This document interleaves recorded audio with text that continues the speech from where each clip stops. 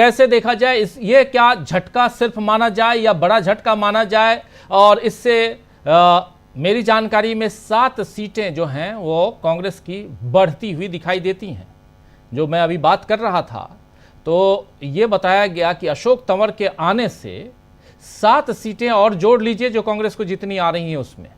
तो ये छोटी मोटी बात नहीं है। लेकिन सबसे बड़ी बात कि आखिर नरेंद्र मोदी और अमित शाह क्या यहां बाएं दाएं करके बचने बचाने की कोशिश में हैं? हरियाणा का चुनाव क्या उस मुकाम पे पहुंच गया है जहां से अब महाराष्ट्र और झारखंड के चुनाव के नतीजे भी डराने वाले दिखाई देंगे नरेंद्र मोदी को, उनकी पार्टी को?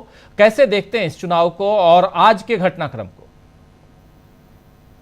जी राजीव जी, अभी आपने वीरेंद्र सहवाग की चर्चा की थी कि वीरेंद्र सहवाग भी कांग्रेस के लिए प्रचार कर रहे हैं और राहुल गांधी ने वीरेंद्र सहवाग वाली पारी खेल दी है हरियाणा में। और कल से बीजेपी के तमाम नेता सोशल मीडिया पे जलेबी बना रहे थे। राहुल गांधी ने उन्हीं की जलेबी उन्हीं की कढ़ाई से निकाल कर अपने पेट पे रख ली। ये हरियाणा की राजनीति जो है शुरू से बड़ी दिलचस्प रही है और ये राजनीति के रंग है। देखिए, हरियाणा की जो आया राम गया राम की परिभाषा है वो भी हरियाणा से ही निकली थी।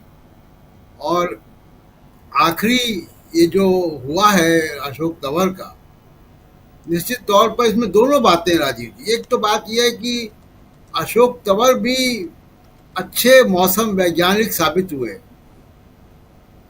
उन्होंने भी सही समय पे जो है वो रास्ता चुना। और जैसा हम लोग बहुत दिन से चर्चा कर रहे हैं, हम लोगों ने खुद जाके भी देखा कि वहाँ पे आप देखिए कि 36 बिरादरी की एकता की बात हो रही है हरियाणा में, गांव गांव में बात हो रही है। ये 36 बिरादरी की एकता ही बीजेपी के लिए परेशानी कारण है।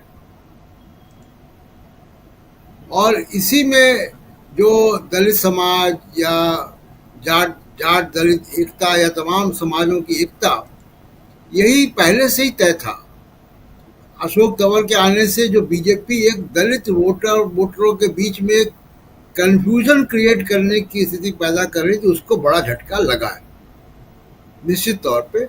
और जहाँ पे भी इस तरीके के कंफ्यूजन की वजह से कुछ मार्जिन रह गया होगा, वो रास्ता कांग्रेस ने रिकवर किया होगा और या जब पोलिंग होगी तो वो रास्ता रिकवर हो जाएगा, जैसा आप बता रहे 6-7 सीटों पर। लेकिन ये हम लोग कई दिन से राजीव जी चर्चा यहाँ पे कर रहे हैं कि नरेंद्र मोदी और अमित शाह ने गुजरात को, माफ कीजिएगा, हरियाणा में सरेंडर कर दिया, हरियाणा को छोड़ दिया इन्होंने।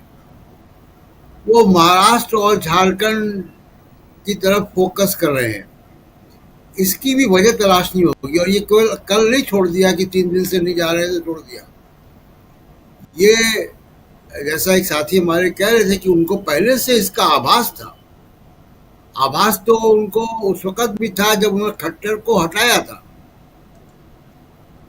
और वो खट्टर को हटाने से बात बनी नहीं। बेसिकली देखिए, हार का ठीकरा किस पे फोड़ा जाए, इसको मोदी जी ने बचा लिया है। मनोहर लाल खट्टर मोदी जी के पुराने मित्र हैं। कल मैं बता रहा था उनकी मित्रता के बारे में जी। वो उन्होंने अपने दोस्त को हार का ठीकरा उनके सर पे फोड़े जाने से बचा लिया है। अब फोटो सैनी का और नड्डा जी का लगेगा वहां पे। खट्टर साहब जो है वो आराम से मंत्री बना दिए गए। तो इसलिए मोदी जी ने अपने दोस्त को जो है वो बचाने का काम किया है। दूसरी बात, एक और कोशिश ऐसा नहीं कि जारी नहीं है, कोशिश जारी है। देखिए, इलेक्शन कमीशन ने राम रहीम को दे दी पेरोल पे एनओसी दे दिया। राम रहीम को चुनाव के ठीक पहले पेरोल मिल गया। उनको कोर्ट से हरियाणा जाने की इजाजत नहीं है, लेकिन वो बागपत में बैठकर ऑनलाइन प्रवचन कर रहे हैं। और बीजेपी के तमाम कैंडिडेट ऑनलाइन उनसे आशीर्वाद मांग रहे हैं। वो वीडियोस हरियाणा में भेजे जा रहे हैं। ये कोशिशें जारी है बीजेपी की, चुनाव आयोग की देखरेख में, चुनाव आयोग के आशीर्वाद से। लेकिन तमाम चीजें देखिए, जब हवा चलती है तो फिर वो तमाम सारे छोटे बड़े पेड़ उखड़ जाते हैं। राम रहीम भी इस हवा में उखड़ ही जाएंगे। तो ये लगभग तय है कि लोकसभा चुनाव के समय भी ये आए थे, लेकिन 5 सीटें गंवा के निकले। जी जी, और सिरसा में देख लीजिए क्या हुआ। सिरसा में ही उनका आश्रम है, सिरसा में ही उनका अखाड़ा है। बिल्कुल। तो इसलिए आप देखिए कि राम रहीम हो, चाहे इलेक्शन कमीशन हो, ब्यूरोक्रेसी हो, तमाम सारे हथकंडे बीजेपी या नरेंद्र मोदी अपनाने के बाद तब उन्होंने हरियाणा छोड़ा। और एक आखिरी बात देखिए, मोदी जी किसानों से घबराते हैं।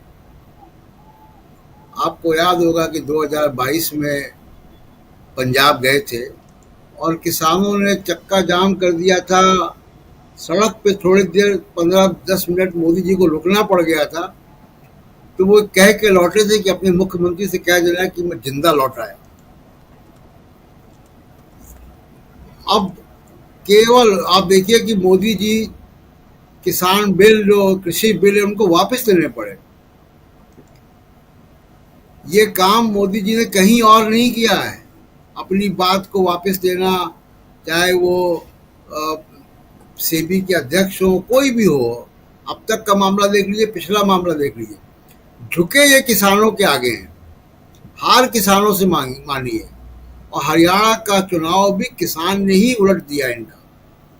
तो किसान से मोदी जी घबराते हैं, और किसान से घबराहट की वजह से वो कैंपेन के पहले ही यहाँ से रुखसत हो लिए हैं।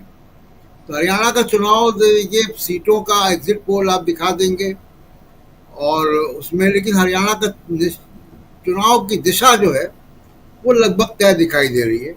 और एक और मौसम वैज्ञानिक हैं जो 2024 के लोकसभा चुनाव में एग्जिट पोल के माध्यम से उन्होंने काफ़ी नाम कमाया था, 400 पार करा दिया था बीजेपी को। उन्होंने भी पाला बदल लिया है। तो ये मौसम वैज्ञानिकों का दौर है राजीव जी। बिल्कुल बिल्कुल, आप सही कह रहे हैं। पाला बदलने वालों की संख्या बढ़ने वाली है, ये आप तय मानिए, क्योंकि हरियाणा का चुनाव